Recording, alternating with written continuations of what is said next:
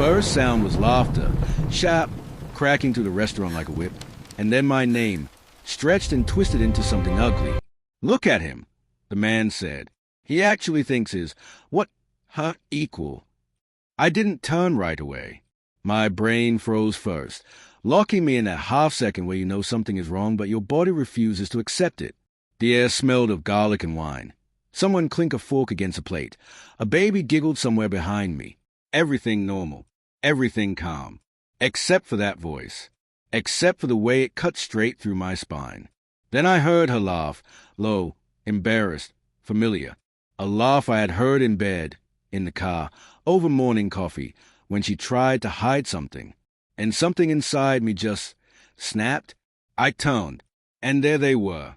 Maya sat across from a man I'd seen twice before. Once in her office lobby when I surprised her for lunch, and once in a photo she swore was just a team thing. His hand rested on the table, close to Hayes, closer than colleagues sit. His body leaned into her space, the way people only lean towards someone they desire. And Maya, she looked at him the way she used to look at me 5 years ago, when the world felt simpler and our biggest disagreement was which movie to watch. He saw me first. His lips curled. "Oh, crap," he muttered with theatrical sympathy. "Your husband's here." Maya flinched. Then her eyes lifted, met mine, and widened in horror. "Daniel," she whispered. "Wait, this isn't." My body trembled, but my voice came out disturbingly steady. "Who is he, Maya?" The man leaned back, arms crossed. "I'm her partner," he said. "At work." He gave a slow, mocking wink. "And sometimes after work." Maya slapped her palm onto the table. "Tom, shut up." His joking, Daniel. His being an ass. Just sit down. Please." But her voice wasn't confident. It wavered, broke in places. She couldn't even meet my eyes again. I didn't sit. Couldn't. Something thick and metallic swelled in my throat. Fear, humiliation, rage, a blend so intense it tasted like blood. I stared at her, at them, at everything I suddenly didn't recognize. "Maya," I whispered, "tell me the truth." Her pupils flicked to Tom, then back to me. She swallowed, and that tiny delay, those 3 silent seconds, told me everything. "Let's go outside," she said finally. "Please, Daniel, not here." Tom chuckled. "Man, relax. It's not what it looks like." I turned my glare on him, and something in my face must have changed. He shut up, at least for a moment. But Maya was already grabbing her purse, stumbling out of the booth. "Outside," she said again, voice cracking. The walk toward the door felt surreal. People stared. The restaurant lights blurred. My heartbeat pulsed behind my eyes. Maya kept 3 feet between us, as if my presence burned her skin. Outside, cold wind slapped against my face. The sky was a sheet of gray steel. The late afternoon sun had been swallowed whole. Maya hugged herself. "Daniel," she whispered, "please don't jump to conclusions." "Then give me something else to jump to." She blinked rapidly, tearing up almost instantly. Maya never cried this fast. She always fought it, always swallowed it like pride. Today, it spilled out too easily. "Tom and I, we've been working together for months. He jokes around. He jokes with everyone. He said he was with you after work. He was exaggerating." I exhaled, long and pained. "Maya, why didn't you tell me you were having dinner with him?" "It wasn't planned. We finished a project. We grabbed food. I was going to tell you later. But you didn't text me back for 3 hours." "I was busy." "With him." She shut her eyes as if the obviousness of it all embarrassed her. A cold, hollow pressure pressed against my ribs. I didn't want to accuse her. I didn't want to become the jealous, suspicious husband. But something about her posture, her refusal to come closer, set off every alarm in my body. "What's going on between you two?" I whispered. "Nothing," she said too quickly. Inside the restaurant, the door swung open. Tom stepped out, leather jacket slung casually over one shoulder. "Oh, for God's sake," he sighed. "You're dragging this out." Maya spun toward him. "Tom, go home." He ignored her. Instead, he smirked at me. You think she's cheating? That's what this is. Tom, she hissed. Relax. He raised his hands. Nobody's sleeping with anybody. She just needed someone who listens. Someone who appreciates her. You know, the usual. His eyes glinted with cruel amusement. Something in my chest imploded. I didn't hit him. I wanted to. Good, I wanted to. But my fists stayed at my sides, fingers trembling so violently I thought they'd snap. Maya grabbed Tom's arm. Tom, leave. Now. Please. He shrugged her off like she was made of dust. I'm just saying what he's thinking. Then he walked away, leaving a trail of arrogant satisfaction behind him. Maya sank onto the bench outside the restaurant. Her shoulders shook. We need to talk, she whispered. I know, I said. Start. She looked at her hands. Her wedding ring glinted faintly in the fading light. An accusation, a memory, a promise peeling apart. Daniel, things have been hard lately. My chest tightened. Hard how? You've been distant. Work has been exhausting. We barely sit together anymore. We barely talk. I feel like I'm living with someone who's always somewhere else. That doesn't explain him. He listened, she whispered, voice cracking. I'm not saying that excuses anything. I'm just telling you how it happened. How what happened? I demanded, but she dropped her gaze again. And that silence, God, that silence, hit me like a bullet. Maya, I whispered, did you cheat on me? Her lips parted. She looked like she wanted to say no, like she wanted to soothe me, reassure me, erase everything. But the truth fought against her teeth. I didn't, she swallowed hard. I didn't sleep with him. I felt an earthquake move through my bones. But, I asked. She wiped her cheek. But I crossed lines, emotional lines. I told him things I should have told you. I leaned on him too much. I let him be there for me. And I knew he cared, more than he should. I didn't stop it. The words drifted into the cold air like smoke, poisonous, irreversible. My hands felt numb. My throat burned. So you're emotionally involved with him. It wasn't intentional, she cried. I didn't mean for it to happen. I felt seen, Daniel, for the first time in a long time. My vision blurred with rage and heartbreak. I've been here, I whispered, every day, even when we fought, even when things were hard. I never left. I know, she sobbed. I know you didn't. But I felt like I was disappearing. And he made you feel alive. She didn't respond. The answer existed in the silence. A car honked somewhere on the street. Wind ripped my jacket. Maya trembled like she was made of fragile glass. I'm sorry, she whispered. I never meant to hurt you. But apologies don't unbreak bones. They don't unstretch truths. They just echo. I couldn't stay there anymore. My body moved on instinct, away from her, away from the restaurant, away from the hollow echo of her confession. Daniel, wait, she cried, standing so quickly she almost tripped. But I kept walking. Please, she begged, voice cracking. Please don't leave like this. I turned just once. Maya, I said quietly, I don't think you understand what you've done. Her face crumpled. I walked away before she could break me further. The drive home felt like trudging through wet cement. My lungs hurt. My head buzzed. Every streetlight seemed too bright, too harsh. My wedding band felt like a band of ice around my finger. I replayed her words. He listened. I felt seen. I leaned on him. I knew he cared. Each line carved deeper into me, like a blade turning slowly. When I pulled into the driveway, I didn't turn off the car for several minutes. I just stared at the house, the place we'd built together, the porch we painted, the bedroom where we made promises neither of us fully understood at the time. Everything felt tainted, like I was a stranger trespassing on a life that didn't belong to me anymore. Inside, the silence was suffocating. Her shoes by the door, her sweater on the couch, her favorite mug drying on the rack. Pieces of her everywhere. Pieces of us. I sank onto the edge of the couch and pressed my palms against my eyes. My breath shook. I didn't cry, but something inside me trembled on the edge of breaking. Was I really that absent? That distant? Had she reached for me and I missed it? Was this my fault? No, no. She made a choice, regardless of our struggles, regardless of my flaws. But the doubt crept in anyway, slippery and cruel. My phone buzzed. A message from Maya. I'm coming home. Please don't shut me out. I didn't respond. I didn't know what to say. Minutes later, the front door opened. Daniel, her voice wavered through the hallway. Can we talk? Please. I didn't answer. She found me in the living room, sitting, staring, hollow.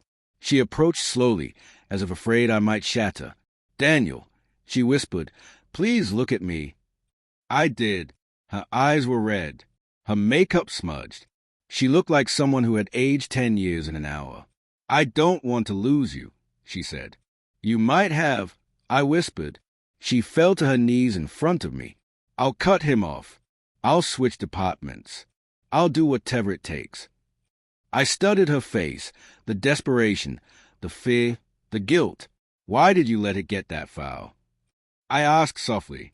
She opened her mouth, but before she could speak, the truth surged out of her in a raw, broken whisper. Because I didn't think you'd notice. The sentence hit me like a physical blow. And in that moment, amid all the heartbreak, betrayal, and confusion, I realized something terrifying. This wasn't the whole truth. Not even close. I stood in the kitchen until dawn peeled itself across the windows, until the house stopped feeling like someone else's story someone else was telling me. Sleep came in small, angry fits. Snapshots of Maya's laugh, Tom's smirk, the way her hand rested too near his. Morning arrived with the smell of coffee and a quiet that felt like judgment. I didn't go to work. I told myself I needed a day to think. The lie tasted like ash. I hovered in the house like a watcher at a crime scene, touching nothing, pretending every object was a clue. The toothbrush in the cup, the scarf folded over the chair, her laptop left open on the dining table, its screen dark and patient. Each item spoke a language I no longer wanted to understand. Finally, the resolve that had been growing like an infection in my chest pushed me into motion. If she could bend truth, so could I. If she could keep a secret, so could I. That was a reasoning I clung to, thin, practical, monstrous. Her laptop required a password. I watched my fingers hover, then tried the combination we had joked about at the beginning of our marriage, the one from the old summer road trip that made us laugh until we cried. It worked. For a moment I felt like an intruder and a trespasser, and yet, more plainly, like someone re-entering his own home after being evicted. Her desktop wallpaper was a photo of us at Cape Cod, sunlight frosting her hair, my hand around her waist. I swallowed and scrolled. Her email, her calendar, messages. Nothing overtly damning, at first glance. But I wasn't there for one glance. I found the thread almost immediately, a string of messages between Maya and T. He texted in the clipped way men send messages when they want to seem careless, but not detached. Short, suggestive, attentive. He asked how she slept. He sent a viral video with "This reminds me of you." He called her beautiful and dangerously honest. The tone of their exchanges shifted over months. Professional at the start, then borderline confessional, then intimate in ways that made my skin crawl. There were screenshots, her messages sent to friends, small confessions. He made me laugh today in a way Daniel hasn't in months. I had coffee with Tom, and he heard things I don't say out loud. I feel seen. I read until my eyes boned. The words stacked like a verdict. There were voice notes, too. I clicked one on impulse, then held the laptop to my ear like a man catching confession. Maya's voice, low and tremulous, speaking to someone in a tone that used to be reserved for me. I don't know what to do. I feel awful. I love Daniel. I do. But I don't want to be losing myself. A man's voice answered, velvet with danger. You're allowed to be complicated. You're allowed to want. He called her by her name in that soft way people use when they want permission to cross a line. I shut the laptop and put my face in my hands. The room tilted. The house smelled like a perfume, clearly, infuriatingly present. And for a stupid second I remembered the small details of our life that made me ache. The way she left jam on her chin, The cadence of her laugh, the way she folded notes into origami cranes when she was nervous. Grief pressed at my ribs, thick as oil. I told myself to breathe, to be fair, to consider context. We had been drifting. Work had eaten my evenings. I'd brought home spreadsheets in silence. I defended myself to friend with that familiar phrase, "We're fine." I always said it like a promise, but in my gut it had been a prayer to keep what I wanted to be true. Still, the messages were a map of betrayal that began small and snowballed. I felt the shape of it like a bruise forming under skin. I had to know more. Not because I wanted to punish her, although part of me wanted that too, hot and immediate. I needed to understand the architecture of the lie. Who built it, when, and why? On her desk, under a stack of invoices, lay a small black planner.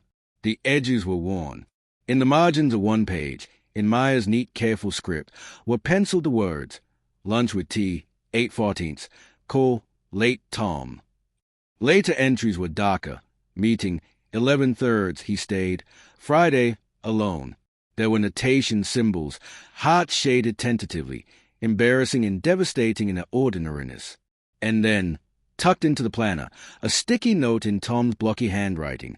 Monday, 9 a.m. Bring the file. Maya will be there. Don't be flashy. Keep it low. Him around? It wasn't just a note. It was a flippant him around, a casual ownership of my presence as an obstacle rather than a husband. The scroll made my gut tighten. A bitterness I couldn't place rose in me. Tom wasn't merely a man she'd leaned on. He had been watching, maneuvering. He joked about me in public. He had the swagger of someone who believed he was untouchable. I printed the messages. Some part of me wanted tangible proof, and folded them into a manila envelope, like putting a body into a casket. The act was both obscene and necessary. I needed to know whether this was an affair that had been consummated or whether it remained somewhere in the dangerous no-man's land of emotional infidelity. The distinction mattered to a man who was still trying to preserve a version of himself that was decent, not monstrous. Her phone was in the bedroom on the nightstand, a soft glow from a missed text. I rehearsed the logic of asking her to see it, a demanding transparency. But when I thought about it, the image of her face in the restaurant, wide-eyed, flinching, came back. She had the look of someone who'd been caught. I imagined her explanation, her hands shaking, her voice small and awful with guilt. My heart clenched at the thought. Instead, I stole it. It felt like a betrayal. Yes, but it also felt like taking oxygen from a room while you try not to suffocate. Her messages were a mirror, and sometimes a mirror is all a person can use to see what they're doing. I scrolled through texts, and an entire history unfolded. Late-night emojis. Miss you sent at 2 a.m., a deleted thread where Tom wrote, "I can't stop thinking about you," and Maya replied, "Stop. We can't." She had tried. The messages showed it, moments where she named our marriage and said she wanted to fix things. Somewhere between the "I'm sorry" and the "I don't know," the lines blurred and then disappeared. In the back of her inbox, I found a photo she had texted to Tom, a candid, unguarded image of her sleeping on the couch, hair splayed, mouth half open. He had captioned it with a heart. My hand shook again, not with a desire to hurt him physically. It was a deeper, more corrosive rage, to make him understand, to make him feel the rupture he had caused. There was also a voicemail from Tom. The message began with a familiar, mocking chuckle. "Hey, Daniel," he said, and my name sounded like an accusation. "Thought you might like to know we finished the Henderson file. Maya's been crushing it. Don't worry, you can take the weekend with the kids. We'll handle the office." The words were casual, but there was a threat under them, a claim of stewardship I had not granted. The last message on her phone, timestamped from early that morning, read, "See you Monday? I want to show you something." From Tom, a simple line that throttled the room. Monday. The word reverberated. My chest narrowed. My mind constructed scenarios like an obsessive architect. A meeting in a conference room where Tom would corner Maya and confess, or where she would confess to him something I hadn't expected. Always, the something Tom wanted to show her could be an offer, a partnership, a business trip, a new life drafted in bullet points and spreadsheets. I imagined the possibility of a paper trail leading away from us. And then it hit me. Tom had mentioned him around. In the sticky note, He seemed to anticipate me as an interferer. He had planned for my presence or absence. That little line was an acknowledgment of me as a variable in their calculus. If Monday morning held answers, then Monday morning would be my courtroom too. I thought about the moral calculus of what I was about to do. Confrontation was a volatile drug. It could salvage something or shatter everything.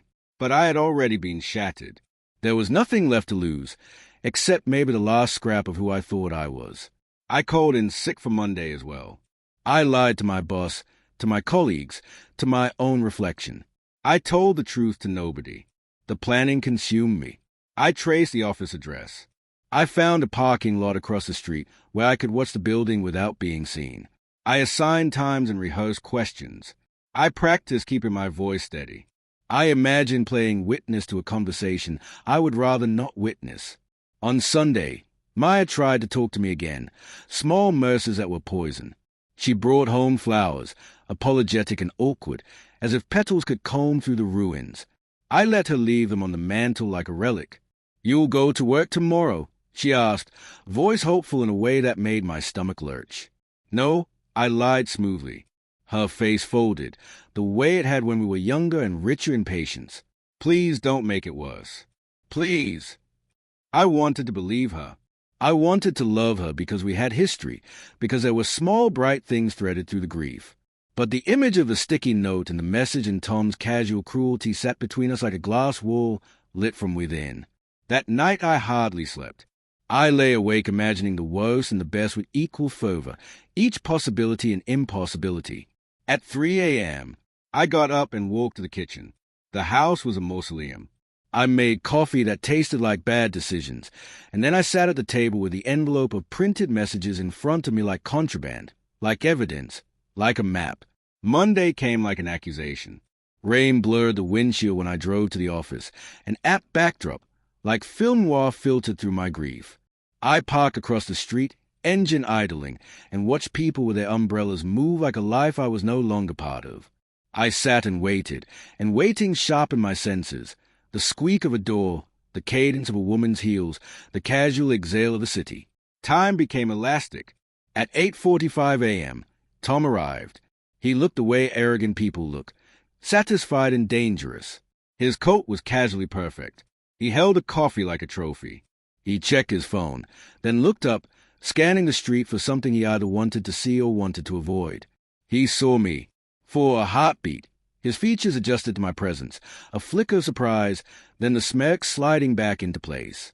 He waved, a casual, "I own this" gesture. He didn't know yet that Monday morning would be the day his flippancy met a quiet storm. I stepped out of the car. He straightened. Maya's building loomed between us, and the entrance gaped like an open mouth. As I locked the car, my phone buzzed. A message from an unknown number. "See you soon." A prank? A warning? Someone playing games? I swallowed.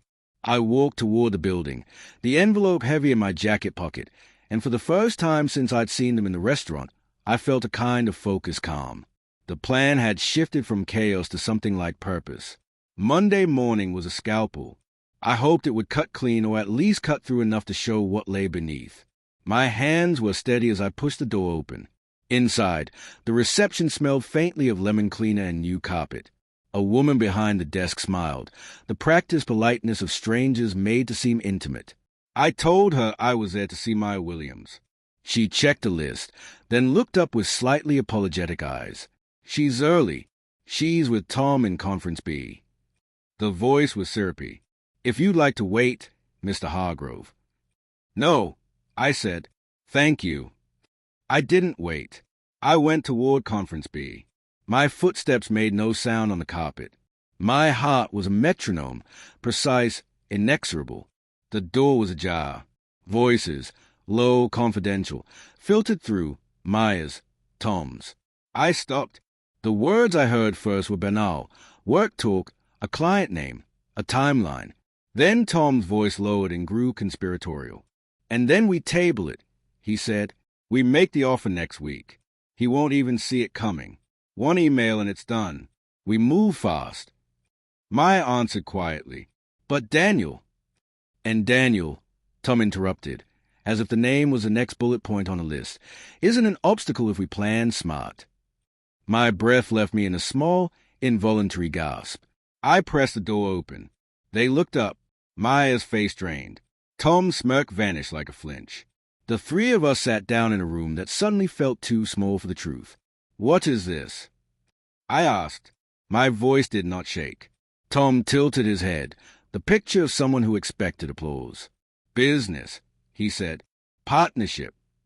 Maya's hands were folded on the table, trembling. "Daniel, you were going to involve me in a plan to move her away." I said. The accusation cut sharper than I expected. "To take her out of our life and into yours on the back of a business proposal." Tom's eyebrows rose. "That's dramatic." "It's betrayal," I said. Maya looked like she wanted to plead, and then, impossibly, she looked angry. "It's not like that." But I had already seen the sticky note and the messages and the printed photos. I had heard Tom's voice in her phone. The evidence, mundane, human, damning, had built a cathedral of certainty. In that conference room, with Rain working at the windows, the three of us were suddenly smaller than the choices we had made. My eyes landed on Tom's face again, and for the first time I understood why he had been able to grin at me in the restaurant. Arrogance protected him, but arrogance had never had to face the consequences of the lives it touched. I slid the envelope onto the table and pushed it toward them. The paper made a soft, accusing noise. "Read it," I said. "All of it." They did, and while the words and the printed messages were the same as those I'd read late at night in a dark kitchen, watching the past reveal itself in bright pixels, seeing them read aloud, watching the color leave Maya's face, the way Tom's jaw worked like a trapdoor, felt different. It felt like the lid of something being lifted. When they finished, the room was a charged silence, and every second stretched into an eternity that smelled faintly of lemon and wet pavement. Maya's voice was a broken thing. "I'm sorry," she whispered. Tom laughed, low, incredulous. "This is his drama. He wanted proof. He's got it." My hand slipped into my pocket and closed around something I brought with me but hadn't intended to use, a small recorder, cheap and practical. I had thought of recording them as a contingency, and now its weight in my hand felt like the gravity of what I could do with it. "You can listen to the rest later," I said, "but I want to hear from both of you now. Explain this. Explain her messages. Explain the sticky note. Explain why you would plan for me to be around." Their answers would come, but I had a sense, cold and precise, that Monday morning was only the first stone hurled into a pond. The ripples would reveal more than I could imagine. Tom's expression flickered, then hardened. Maya's shoulders shook. Outside, rain became a drumbeat. Inside, something more dangerous than water gathered, the inevitable consequences of truth. When they spoke, the words were small and sharp, and not all of them were confessions. Some were defenses, some were denials, and some were things that sounded like lies but might have been real. And woven through them all was a question I could not stop asking myself. When a person feels unseen, what are they allowed to do? When a person offers comfort that seems like a lifeline, is it cruelty to accept it? The room did not answer. It only waited for us to decide how much we were willing to destroy to survive. I thought of the envelope on the table, the printed traces of a slow, staining betrayal, and of the way Maya had said I didn't notice. The truth was ugly and endless. I realized I had been noticing, in small ways, and choosing denial. Now I would choose differently. Monday morning had done more than make Tom speechless. It made everything possible and everything dangerous. It announced that the story was changing. I hardly knew what the next line would be, but the pen was in my hand, trembling. We sat with that, each of us listening to our own breath, while the rain softened into a hush that felt like a held breath. And then Maya said something I hadn't expected, something that would shatter the path I thought we were on, and send the story spinning into terrain I could not have predicted. Maya's voice broke the held silence like a plate cracking. "I'm pregnant." The words landed between us and changed the geometry of the room. Rain hissed against the windows as if the world outside wanted to rinse this moment clean. My breath left me in a thin, stunned sound. My hands, still clenched around a cheap recorder, went suddenly cold. For a second nothing made sense. Pregnant. My brain tried to fit it into the evidence I'd spent days assembling. The messages, the sticky note, the voice notes. Pregnant meant a timeline. Pregnant meant consequences. Pregnant meant a body I could see but not reach, a life forming that would not ask permission. Maya's face was an open wound. She looked like someone who had swallowed glass and was trying not to bleed on the carpet. "I found out last week," she said. I didn't know how to tell you." Tom did not look surprised. He looked, rather, like a man who had known long enough to plan around it. There was a tiredness at the edges of his smirk, as if this was a script he'd been handed, and now he was performing his part. "Why didn't you tell me?" I asked, though the question sounded ridiculous. Of course she had reasons. Of course there were things I hadn't seen. But those reasons had to be real. They had to be more than excuses. "Because I was scared," she said. "I thought if I told you, I didn't want to lose you. I thought if I could decide how to tell you, if I could control that thing." Her voice broke and she pressed her palms together like a prayer. "I just kept putting it off." "You could have told me earlier," I said, feeling the anger like a living thing under my ribs. "You could have trusted me. You could have told me when it mattered." "You weren't there," she said. The words were simple, devastating. "Not really. Not the way I needed you to be." "And Tom?" I asked, because the truth needed to be named aloud. "Did he?" "He was there," she whispered. "When I was vulnerable.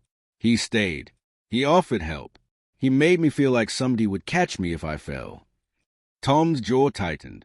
"I only helped her because she asked," he said. "You want to make me the villain because it's easy." "You made advances," I said. "You joked about him being her partner and sometimes after work. You sent her texts at night. You made a move." Tom's face hardened into a mask of rationalization. "I didn't force anything. She's an adult who makes choices.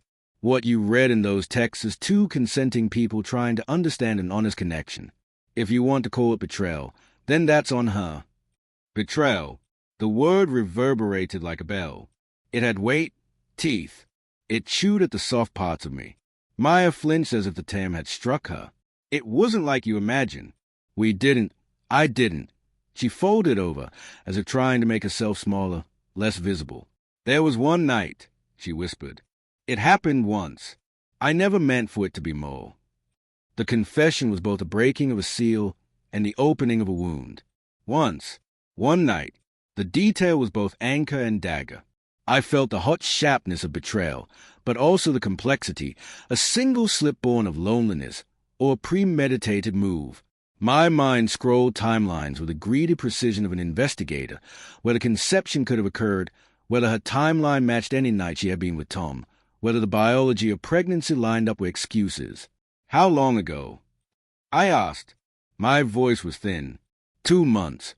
She said, answering as if she were reciting a poem she did not want to remember. 2 months meant a date that gave the possibility, horrible, volatile, that the child could be either mine or his. It meant my blood turned into a map of possibility and peril. It meant my future could be co-opted by a man who'd made jokes at my expense over dinner. Tom rubbed his temples slowly. "If it is mine," he said, "I'll take responsibility. I'll support her. Nobody's trying to erase that." "Support her?" I laughed. It came out like a strangled sound. "You support her by whispering into her life until she believes you're the safer choice." Tom's eyes flashed. "You weren't there. You weren't present. You disappeared into your work and your silence. Don't make this only my fault." His words landed differently than Maya's earlier defenses. They weren't confession so much as a raw testimony of his own loneliness, or arrogance dressed as vulnerability. I felt my anger soften into something more complicated, pain braided with regret. Had I failed her so completely that she reached for anyone who looked like hope? "What do you want me to do?" I asked. The words felt desperate and small, but they were the only leverage I had left. "I want you to back off," Tom said bluntly. "Let me help. Let me make this right." Make this right. The idea that Tom could make anything right in that room was preposterous. Maya began to cry, soft, silent tears that sounded like a private rainfall. "I never wanted to hurt you," she said. I thought I thought I could fix things and maybe we could figure it out. I thought if I told you, you'd be there and we would be honest and it would be our problem to bear together. But I panicked and I told him instead because he made me feel like I had a choice. You chose to sleep with him, I said. The sentence came out accusatory because it needed to be. It needed to be said and heard. She flinched. Yes, she said. I did. And I regret it. Every second of it. Tom's face was oddly spare. No defense. No smugness. Just a tired, worn sympathy. We didn't plan to ruin things, he said. We didn't decide to be cruel. It was messy. It was human. I don't expect you to forgive me. A part of me wanted to tear him apart then and there. Another part recognized the dangerous simplicity of revenge. If I struck him, would I become a man who lost everything? Would I lose myself to the sort of violence that leaves both parties empty and spent? You could leave, I said to Tom, not sure if I meant the building or the life that had sat like a shadow in the corners for months. You could walk out and pretend none of this happened. Tom's jaw tightened. Pretend? He looked at Maya. Do you want me to pretend? Maya's eyes were far away. I don't know what I want, she said. Sometimes I don't even know what I feel. The truth of that statement landed with a strange violence. People often want what they want without knowing why. Maya's confession of ignorance was as honest as it was horrifying. She had loved me. Yes, she had loved the life we'd built. She had also craved to be seen in ways I had not seen her, perhaps because I was too busy trying to be the man I thought I had to be. How could you bring a child into this? I heard myself ask. It sounded like the world's most selfish question, and yet it was the only one I could ask, because now a life was implicated and would be hurt by our choices. It's not about you vs him, Maya said quietly. It's about what this child deserves. I don't know what the future is. I don't know whose it is. But the idea of having to choose without you, of making that decision alone, terrifies me. Her fear was naked, and I felt it press against me like cold glass. A sudden, impossible thought cut through my devastation. What if the pregnancy were the crack that forced us to see truths we'd ignored? What if a child could be the thing that either finally made us honest or the thing that finished us entirely? The options tasted sour. Tom, who had been quiet for a long minute, pushed back his chair.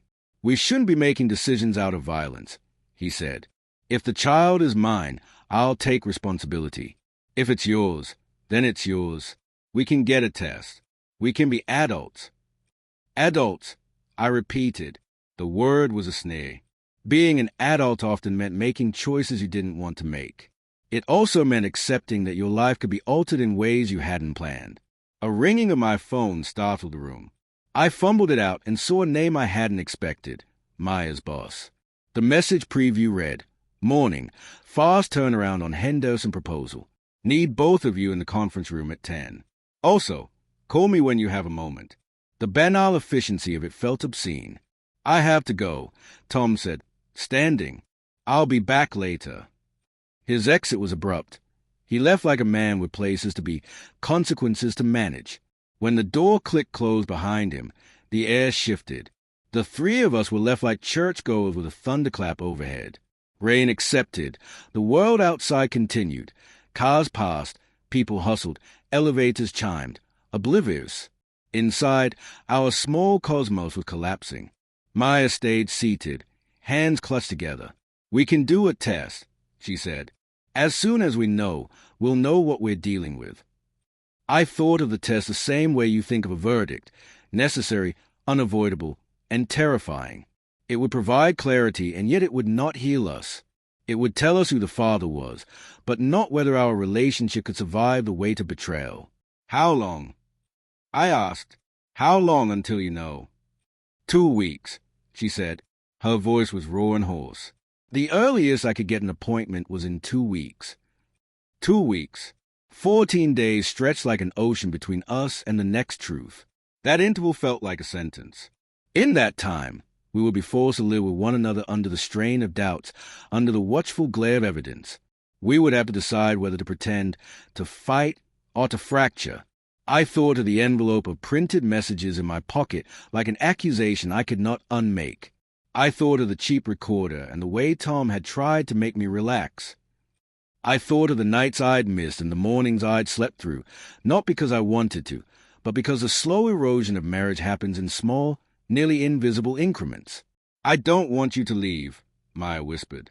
"I don't want to be alone in this." And there it was, the plea that untied my resolve. She wanted me. In the same breath she had betrayed me, she also reached for me like a lifeline. I should have walked away then. I should have chosen exile over humiliation, self-respect over the slow death of trust. Instead, I found myself saying, softly, "We'll do the test." Her face crumpled into something like gratitude. Not gratitude for my staying, but for the possibility of a future that contained evidence and facts and a chance, however slim, for repair. We left the conference room together, an awkward trinity of brews and tensions. The corridor smelled of lemon cleaner and wet wool. People moved around us, efficient and unaware. The world didn't stop for our fracture. As we stepped out, I felt something else settle over me, a strange certainty that this was not only about sex or workplace fraternizing or pregnancy. There were deeper currents, need and fear and the hunger to be seen, pulling us like undertows. Whatever happened in the next week would be about more than paternity. It would be about whether any of us could be honest enough to save what remained. In the elevator down, in the mirrored metal that multiplied and flattened our faces, I watched my reflection like a stranger. My jaw was set. My eyes were hollowed by grief. And somewhere behind that broken man was a flicker, thin, stubborn, that wanted to know not just who the father would be, but who I would choose to be. I didn't go home that night. Not because I wanted to punish Maya. Not because I wanted to brood or spiral or fall into some cinematic loneliness. But because I genuinely didn't know who I was supposed to be when I walked back into that house. The man who fought for her? The man who left? The man who waited for a DNA test like a condemned prisoner waiting for a verdict? I drove until the sky was a sheet of bruised purple, until the streetlights flickered on like slow winks. Eventually I stopped at a 24-hour diner, the kind of place with fluorescent lights that bleach all emotion from your face. The waitress poured me coffee without asking if I wanted any. The smell was burnt and comforting, like an old memory dissolving. I kept thinking about the envelope, the printed messages, the timeline, the outlines of 2 months that wouldn't leave me alone. And the pregnancy, hanging over everything like a storm cloud that had been waiting to burst for far longer than we'd both admitted. I watched the steam curl from my mug. A cup of coffee, a pregnancy, a betrayal, 3 ordinary things that had reshaped my life. When my phone buzzed at midnight, I already knew it was her. "Maya, please tell me you're safe. Maya, please come home.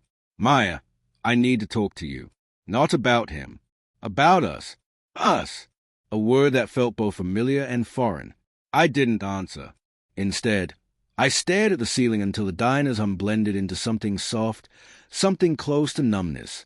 When I finally drove home around 3 a.m., her car was in the driveway, lights still on. She'd been pacing.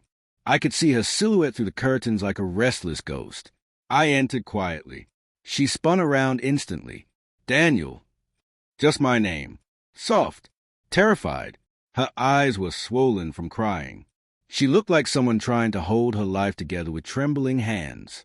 "I thought something happened to you," she whispered. "Something did," I said. She swallowed hard. "Can we talk?" "Talking is all we've done," I replied. "Talking is how we got here." Her fingers dug into her sleeves. "Please." I nodded once. We sat at opposite ends of the couch, as if the cushions between us were the boundary of a minefield. The clock ticked too loudly. A car passed outside, its headlights sweeping over the walls like a spotlight searching for fugitives. Maya took a breath, steadying herself. "There's something I didn't say today." Of course there was. There always is. I braced myself. "I told you it was one night," she said. "That part is true, but I didn't tell you the context." Context. My voice cracked with disbelief. "You want to contextualize cheating?" "Yes." She stared down at her fingers. "Because I need you to understand what it wasn't before you decide what happens next." I waited. She continued, her voice fragile. "That night, it wasn't about love, or wanting him, or choosing him over you." A bitter laugh escaped me. That's supposed to make me feel better. No, she admitted. But it's the truth. That night, I was falling apart. You were traveling for work. You hadn't called me back in 2 days. I thought you were done with me. I thought you'd left in every way that mattered. I was drowning in deadlines, I said. You knew that. I did, she whispered. But logic doesn't matter when you're drowning too. Her voice quivered, and now I saw the pieces I had refused to look at before. She wasn't excusing herself. She was explaining the cracks, hairline fractures I never noticed because I was too busy carrying my own weight. She continued, voice trembling. That night, he showed up with takeout because I'd missed lunch again. He listened. He saw I was overwhelmed. I cried. He hugged me, and I didn't stop him. That's the part that kills me, how much I wanted someone to hold me because I felt like I was disappearing inside my own marriage. Every sentence was a blade, not because they were excuses, but because they were painfully, humanly believable. I rubbed my temples. My heart felt like wet sand. So you slept with him? It happened fast, she whispered. Too fast. And immediately afterward, I hated myself. I felt sick. I cried in the shower for an hour. And the worst part, she looked up, tears blurring her vision. It didn't make me feel loved. It made me feel empty, more empty than I'd felt in my entire life. Her confession echoed across the quiet room. Then why keep talking to him? I asked, a raw edge to my words. Why lean on him after that? Because I didn't know how to rebuild anything with you, she said. I didn't know how to ask for something. I was scared you wouldn't give in to more. What's that? Attention, she whispered. Presence. You stopped looking at me like you used to. You love me, but from a distance. Her words hit harder than I expected, because they weren't wrong. Somewhere along the years I'd begun shrinking into myself, wake, exhaustion, quiet resentment, pride. I loved her, but I rarely told her. I rarely showed her. I assumed stability where there was erosion. But Daniel, she added, voice cracking, I never loved him. Not for 1 second. I didn't choose him. I chose you, even in the middle of every mistake. When I found out I was pregnant, he asked me if I wanted to move in with him. Leave you. Start fresh. Do you know what I said? I didn't breathe. I told him no. She squeezed her eyes shut. I told him I was staying with you, whether the baby was yours or not. The words hit like a punch to the sternum. Whether the baby was mine or not. It was the most painful vow of loyalty I'd ever heard. I sank back against the couch, chest hollowed out. Why didn't you tell me all this earlier? I asked. Because I didn't want to lose what little chance we had left, she said, and because I was ashamed of how weak I was, of how far I let things go. I stared at her, really stared. There was guilt, regret, fear, and something else, something real. Love, ruined, damaged, but real. I exhaled shakily. We still need the test. Yes, she nodded. We do. And whatever the result is, I will face it with you, not him. The way she said him, quiet, final, felt like a closing door. I didn't forgive her. Not yet. Maybe not for a long time. But for the first time since the restaurant, something inside me softened, not healed, not whole, just softened enough to let in a little truth. I need time, I said. As much as you need, she whispered. We sat there in silence, not touching, not reconciling, just existing in the same room for the first time in months without a wall of lies between us. The test. 2 weeks passed in excruciating slow motion. We functioned, barely, talking about logistics, appointments, work schedules. We slept apart, ate apart, but there was a fragile truce between us, an agreement to hold still until the earthquake stopped trembling. The morning of the test, we drove together. She cried halfway there. I didn't tell her to stop. In the doctor's office, everything smelled of antiseptic and new beginnings and endings. They drew her blood, took my sample, told us results would take 24 to 48 hours. Time became an enemy. That evening, Maya sat at the kitchen table, hands wrapped around a mug she didn't drink from. I watched her from the hallway. She looked like a person suspended between two realities. Around midnight, I heard her crying quietly in the guest room. I almost opened the door. Almost. The results. The next afternoon, we got the call. A voice spoke clinical words through the speaker. Probability of paternity. Markers consistent. Conclusion. Daniel is a biological father. My knees nearly gave out. Maya sobbed in relief. She reached for me, then froze, waiting for permission. I let her touch my hand. Just my hand. Nothing more. But it felt like an entire world shifted. We drove home in silence. Not comfortable silence. Not quite painful either. Something in between. When we got home, she stood in the doorway, hesitant, unsure. I took a breath. "We're not okay," I said softly. "Not yet." Her face crumpled. "I know. But—" The word felt heavy. "But we can try." A long, fragile pause. Then she nodded. "Whatever it takes." The confrontation. 3 days later, Tom requested a meeting. Against my better judgment, I agreed. We met in a small coffee shop near Maya's office. He arrived confident. Too confident. "How'd the test go?" he asked casually, stirring his drink. I didn't answer, but the silence was enough. He gave a small smirk. "Ah." I leaned forward. "She told me what you suggested, that she move in with you, start a life with you." Tom's smirk faltered. "She needed options." "Options?" I repeated. "You mean escape routes?" He exhaled sharply. "Look, you won. She chose you. Don't rub it in." "This isn't about winning," I said. "It's about boundaries. If you contact my wife again about anything, work or otherwise, I'll file a harassment claim so fast your head will spin." For the first time, I saw something break behind his eyes. Panic, or maybe the void where remorse should have been. "You think I can't?" "I'm not finished." I cut in. "You hurt her. You manipulated a vulnerable situation, and you pretended it was romance." He bristled. "She came to me. And a better man," I said, "would have sent her home." Silence. Tom's anger tightened into something brittle. "You're not her savior," he muttered. "I don't want to be," I said quietly. "I want to be her partner. And if you come near her again, I'll make sure you're nowhere near the company, the project, or her life." He swallowed. Hard.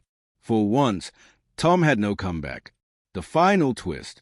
That night, Maya and I sat on the porch. Warm air. Crickets. Distant traffic. Real life again. She rested her hands on her stomach, tentative, uncertain. I watched her for a long moment.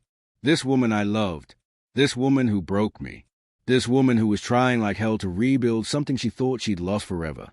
"Daniel," she said softly, "there's one more thing." My pulse quickened. "What?"